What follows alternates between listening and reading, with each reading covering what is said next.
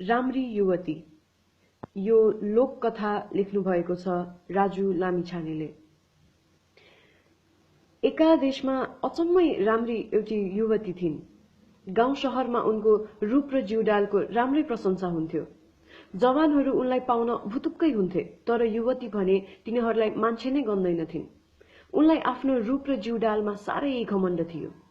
उनको रूप र घमण्डीपनको दरबारमा पनि चर्चा भएछ। राजाले युवतीलाई दरबारमा नतर्कीको रूपमा जागिर दिए। राजा साह्रै ज्ञानी र पराक्रमी थिए, तर रूपमा भने ठगिएका थिए, अर्थात् राम्रा थिएनन्। एक दिन राजालाई युवतीको परीक्षा लिन मन लाग्यो र कसैले नचिन्ने गरी साधारण कामदारको भेषमा युवतीलाई भेटेर उसको रूपको प्रशंसा गर्दै विवाहको प्रस्ताव राखे।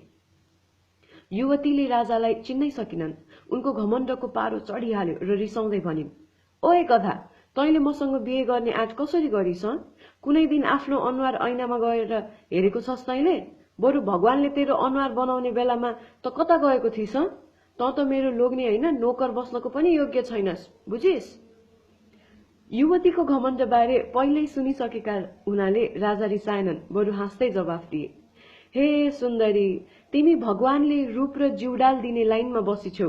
म भने भगवानले ज्ञान र भाग्य दिने लाइनमा बसेको थिएँ। त्यसैले त आज म राजा भएको छु र तिमी मेरो सेवक तथा साधारण नतर्की। रूपमा घमण्ड गर्नु अज्ञानता हो। बिना ज्ञानको रूप र बिना पातको रुख उस्तै उस्तै हुन्। म त तिमीलाई यही कुरा सम्झाउन आएको थिएँ। तिमीसँग बिहे गर्न होइन, मलाई थाहा छ पात नभएको रुखले छारी दिन सक्दैन। युवती लाजले मरेसरी भई आफ्नो बाटो लागिन् र त्यही दिनदेखि आफ्नो रूपको घमण्ड गर्न छाडिदिन्।